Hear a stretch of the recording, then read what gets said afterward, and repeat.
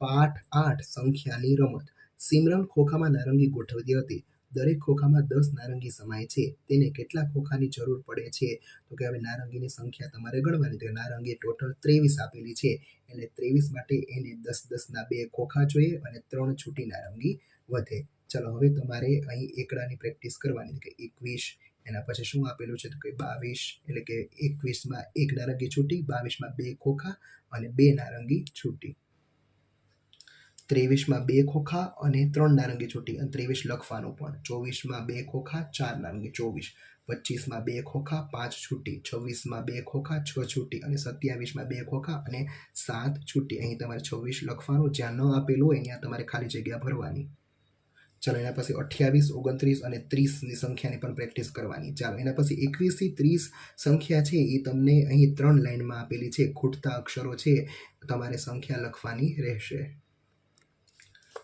ચાલો આપણે આ ફૂલોની સંખ્યા અને લીમડાના દાંતણની સંખ્યા છે એ ગણીએ. એટલે ફૂલોના કેટલા હાર છે તો કે 1 અને 2 હાર છે. અહીંયા ત્રીજો હાર છે, અહીંયા ચોથો હાર છે, એટલે 40. 1, 2, 3, 4, 5, 6, 7 અને 8 એટલે કે 80, એટલે કે 10 ના 8 જૂથ છે. ચાલો હવે 31 થી 50 સુધીની સંખ્યા છે એ તમારે લખવાની છે. જ્યાં ખૂટતી સંખ્યા હોય તમારે લખવા 31, 32, 33, 34, 35, 36, 38, 39 અને 40. ચાલો એના પછી 10 ના જૂથ બીજા આપેલા છે. 41, 42, 43, 44, 45, 46, 47, 48, 49 અને 50. ચાલો એના પછી સંખ્યા કાર્ડ આપેલું છે. આ સંખ્યા કાર્ડમાં છે કાર્ડ લટકાવેલા છે. કોરા કાર્ડમાં તમારે સંખ્યા લખવાની. તો કે અહીં 10, 11, 12, 13, 14 ને 15, પછી 26, 36 અને 46. ચાલો ગણો અને લખો. 10, 20, 30, 40, 41, 42, 43, 44 અને 45. અહીંયા 45 લખવાના. 10, 20, 30, 40, 41, 42, 43, 44, 45, 46 અને 47 લખવાના. 10, 20, 30, 31 અને 32. ચાલો હવે તમારે અહીં 10ના ચોકઠા આપેલા છે. તમારે સંખ્યા મુજબ છે એ તમારે ભરવાના છે. અહીં 29 આપેલા છે, તો 29માં તો કે 2 10ના જૂથ અને 9 છૂટા.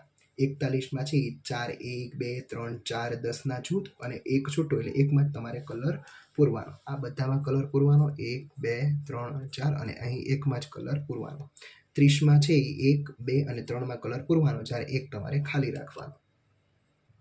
એના પછી ખૂટતી સંખ્યા લખો. રસ્તામાં માઇલસ્ટોન આપેલા છે, એમાં ખૂટતી સંખ્યા લખવાની. અહીં 32 સમય નહીં એટલે ઉપર લખ્યું છે. 32, 33, 34 આપેલા છે. 35, 36, 37, 38, 39 આપેલા છે. 40, 41, 42 આપેલા છે. 43, 44, 45 અને 46 આપેલા છે. ચાલો એના પછી અંકિતા તેના ઘર પર આભલા ચોંટાડી રહી છે. તેને ડિઝાઇન બનાવવા માટે કેટલા આભલાનો ઉપયોગ કર્યો છે? જો ઉપયોગ કર્યો છે એવું લખ્યું છે. 10, 20, 30, 41, 50, 60, પછી 61, 62, 63, 64, 65, 66, 67 આભલાનો ઉપયોગ કર્યો છે. હજી એના હાથમાં છે એ એક આભલું છે અને ગમ પણ છે, પણ ચોંટાડેલા નથી. 2 બાકી છે. 68 અહીં આપણે લખીશું. ચાલો એના પછી 51 થી 60 સુધીની સંખ્યાની ગણતરી તમારે કરવાની છે. 51, 52 ગણતરી કરીને લખવાનું. ખૂટતી સંખ્યા હોય લખવાનું. ધારો કે 53, 54 અને 55 આપેલા નથી, આપણે લખીશું. 56, 57, 58 આપેલા નથી, આપણે લખીશું 59 અને 60. ચાલો એના પછી 61, 62, 63, 64, 65, 66, 67, 68 અને 70. પછી 71, 72, 73, 74, 75, 76, 77, 78, 79 અને 80. 81, 82, 83, 84, 85, 86, 87, 88, 89, પછી 91, 92, 93, 94, 95, 96, 97, 98, 99 અને 100 ની પ્રેક્ટિસ આપણે કરીશું. તમારા શિક્ષક તમને નોંધપોથીમાં લખવાનું કહે તો પણ તમારે લખવું. ચાલો ઝાડ ઉપર એક ઝાડથી બીજા છેડે સંખ્યા રેખા આપેલી છે. એ સંખ્યા રેખામાં તમારે છે એ અલગ અલગ તમારે કાર્ડ બનાવવાના છે. તમે જે ગમે તે કાર્ડ છે એ બનાવી શકો. 1 થી 99નો તમારે ઉપયોગ કરવાનો.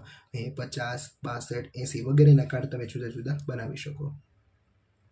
ગણતરી કરો અને લખો. 10, 20, 30, 40, 41, 42, 43, 44, 45, 46 અને 47.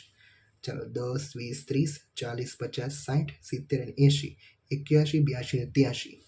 10, 20, 30, 40, 50 અને 60, 61, 62, 63, 64, 65 અને 66.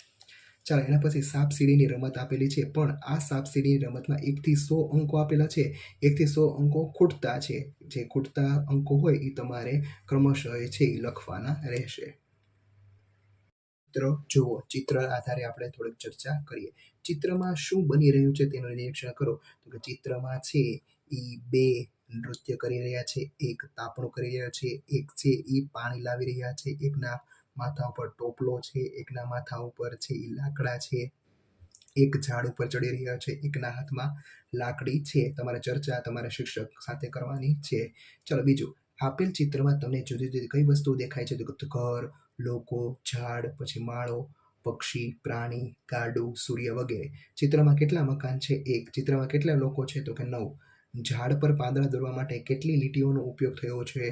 તો કે 10. શું તમે આ પ્રકારની ચિત્રકલાનું ખાસ નામ જાણો છો? તો કે હા, વારલી ચિત્રકલા. ગુજરાતનો કયો ભાગ વારલી ચિત્રકલા માટે પ્રખ્યાત છે? તો ગુજરાતના ડાંગમાં આવેલો ભીલ આદિવાસીઓનો ભાગ છે એ વારલી ચિત્રકારી માટે પ્રખ્યાત છે.